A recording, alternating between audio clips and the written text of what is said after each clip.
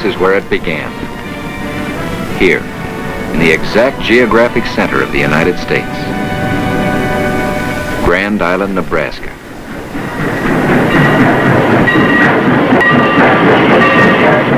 The men were brought here from every corner of the country, and a few corners outside the country. They were a hand-picked American mixture of draftees and West Point, of butchers, teachers, and bankers, of your sons, husbands, and fathers. But now they were introduced to a ship that was something else again. She was the B-29, the Superfort, with 2,200 horsepower in each of 4 engines, with a fuel capacity equal to that of a railroad tank car, a tail that climbed 2 stories into the air, a body longer than a Corvette, designed to carry more destruction and carry it higher, faster, farther than any bomber ever built before.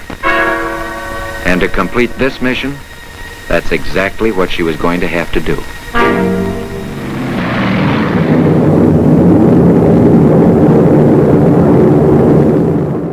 Hey guys, it's been 80 years since the Battle of Tokyo this month, so we're going to go over the history of the Battle of Tokyo 1945. It was also known as the Great Tokyo Air Raid. On the night of March 9th and 10th, 1945, the United States launched a massive firebombing campaign against the city of Tokyo, leaving a trail of destruction and loss of life in its wake. In the early months of 1945, the Allies were making significant gains in the Pacific theater. The Japanese military, however, remained defiant, and the city of Tokyo was a major industrial and military hub. The United States military, led by General Curtis LeMay, decided to launch a firebombing campaign against the city using incendiary bombs to target Tokyo's densely populated residential areas. It was 5 in the morning and they were on their way.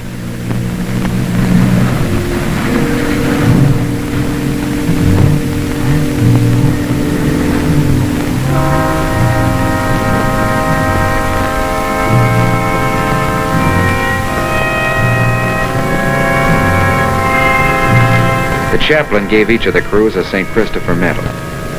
Christopher's the patron saint of travelers, he explained before he blessed them. And if there's one thing you boys are going to do, it's travel. They came over at night, too.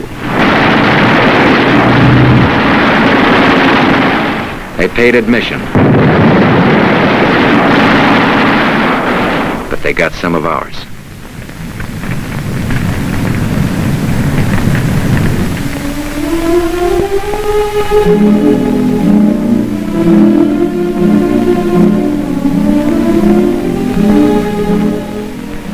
Our target for today is one of 3 of the Nakajima aircraft plants located 11 miles west of Tokyo. The men had hoped the first one would be Tokyo, and they were delighted. But they weren't kidding themselves. Not even those who'd been over Berlin or Ploiesti or Vienna. London to Berlin and back was 1,000 miles. The Foggia-Ploiesti run, 1,150 miles. The Foggia-Vienna run, 900 miles. But Saipan to Tokyo and back was over 3,000 miles. No land-based planes had ever hit this target before. Crew chiefs and maintenance men worked right through the afternoon and night.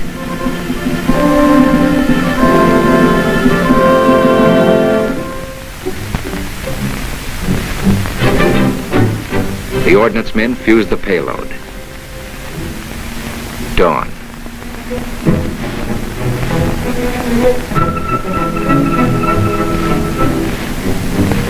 The coolness reminded them of that other dawn not so long ago in Nebraska. On the night of March 9th and 10th, 1945, a fleet of 334 B-29 bombers took off from air bases in the Mariana Islands, bound for Tokyo. The bombers flew low over the city, dropping thousands of incendiary bombs, and ignited a firestorm of unprecedented proportions. The fires raged unchecked for hours, consuming everything in their path. The consequences of the Battle of Tokyo were catastrophic. Estimates suggest that up to 100,000 people lost their lives in the raid, with many more injured or left homeless. The city of Tokyo was left in ruins, with entire neighborhoods reduced to ashes. The raid also had significant psychological and social impacts on the Japanese people, contributing to a growing sense of despair and hopelessness. In the end, the Battle of Tokyo was a pivotal event in the history of World War II, one that has far-reaching consequences for the people of Japan and the world at large. As we remember this devastating event, we are reminded of the importance of promoting peace, understanding, and reconciliation, and of working towards a world where such tragedies can never happen again. I hope you enjoyed this little short review of the Battle of Tokyo, 1945. Have a good one, guys.